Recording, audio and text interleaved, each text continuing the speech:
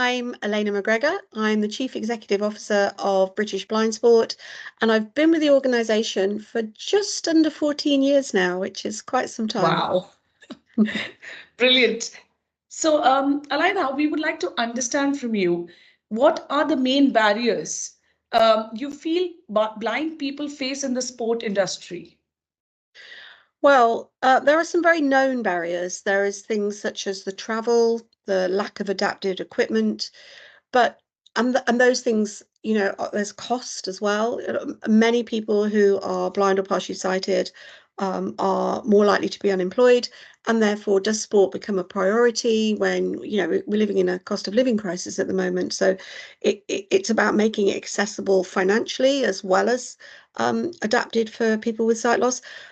But I think what we've learned through our research and through our experience more than anything is there's two really key things. One is the lack of confidence from a blind or partially sighted person to want to get involved. Right. And it may be because they don't understand that there is sport for them, or that they've had a really bad experience, quite often at school. If they haven't been to a school that's been particularly for people with sight loss, they've maybe spent part of their school year sat on the bench when it was, sports and PE. And then conversely, the coaches, there's a lack of confidence in the coaches because they want to know how to, that everybody wants to support them, people with sight loss, but they're not sure how, and they don't want to get it wrong. So it's about that education there. So it's almost like educating both parties, the coaches, the sports sector, and also the sight loss sector.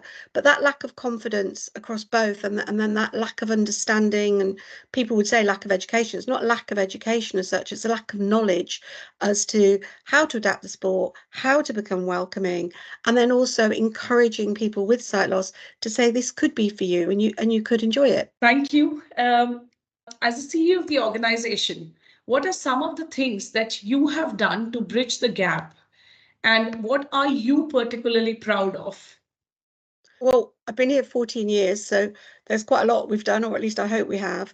Going back onto that learning and understanding, from the coaching point of view, we work with national governing bodies of sport and active partners, previously county sports partnerships, to help educate their workforce, and also we help them with their programs that are specific for people with sight loss. We help shape those programs, perhaps advise on those programs, and we do different levels of that because you might have a sport that isn't something that's massively popular with the blind and partially sighted community. And I Right. would use probably the best one for that is boxing. We wouldn't encourage somebody with sight loss to go into a ring and get hit in the face. However, we do know that the boxing fraternity is very welcoming, very supportive, and actually training in a boxing gym is really, really good for somebody. So we've worked with British Boxing before to help them how to make their gyms more accessible. So we might do something like that through their marketing materials. Then we'll work with a sport, somebody like the FA, with the football, or with British Athletics or England Athletics, where we've actually done programs with them rather than just advising them on their programs. So we have a program called Find a Guide, for instance, where we work with England Athletics to help host workshops for people to be confident guides. And then there's a database online where somebody with sight loss can find a local guide who can go running with them. So there's all different levels of what we do there.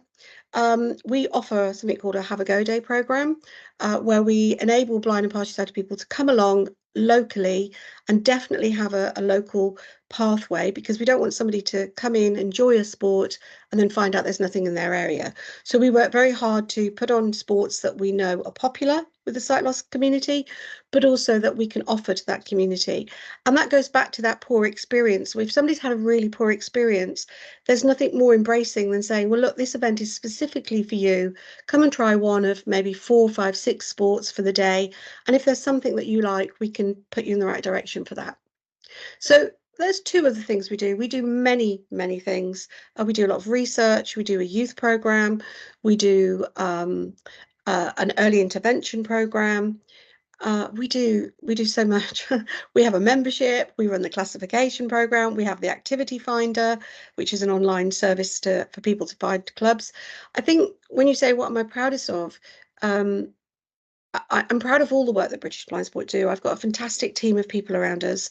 I'm really proud of the team because they deliver and they get the vision, which is what we're trying to achieve. I think for me personally, I think I want young people who have sight loss to not have that negative experience, because if we can get them early in a positive experience, then hopefully they'll have a sporting journey for life. So we have a program called First Steps, which is an early intervention for younger children. And then we have a program for sort of young teens called See My Voice. And that's really about enabling them to raise their voice in a leadership capacity to develop and grow and using sport. So I would say those two programs are something I'm particularly proud of, but I'm proud of it all.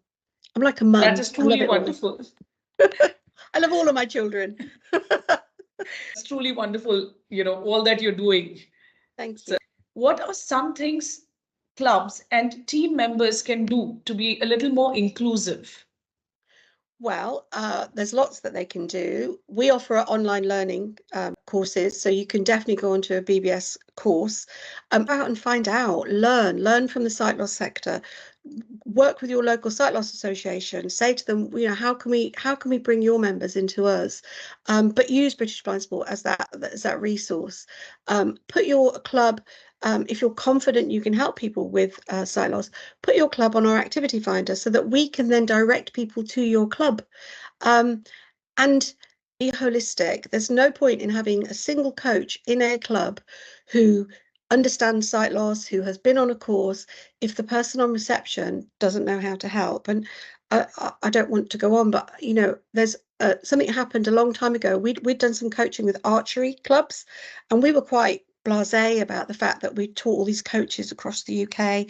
And we had a gentleman who happened to ring in and say, I'd like to do archery. And I said, here's an archery club round the corner from where you live. So off he toddled. One thing that we do is we often follow up with people to say, how was your experience? So about 6 weeks later, it happened that I rang him. BBS was a lot smaller then. As CEO, I don't really have as much time now, but I like to speak to members as much as I can. And I rang him and said, how did it go? And thinking he'd say, I had a fantastic experience. And he said, I didn't get past reception. The person said, we can't deal with your problem. Now, sight loss isn't a problem. It's an impairment that we can help with. And whilst I immediately spoke to that club and they were apologetic and they offered the better support, so I wouldn't say it was down to a sport or an individual, it was a lack of understanding from the whole club. And that taught me a lot as British Blind Sport, is we're not here just to teach the coaches. To be truly inclusive, everybody in that club environment needs to make it from reception to the cleaners, to the coaches, to anybody who's working in that club, the volunteers, needs to have the confidence to be able to embrace somebody, to be fully inclusive. And I think that's what clubs can learn. Thank you so much for your time, Alaina, and thank you for this wonderful and insightful session today. Thank you so much. Thank you. Thank you very much.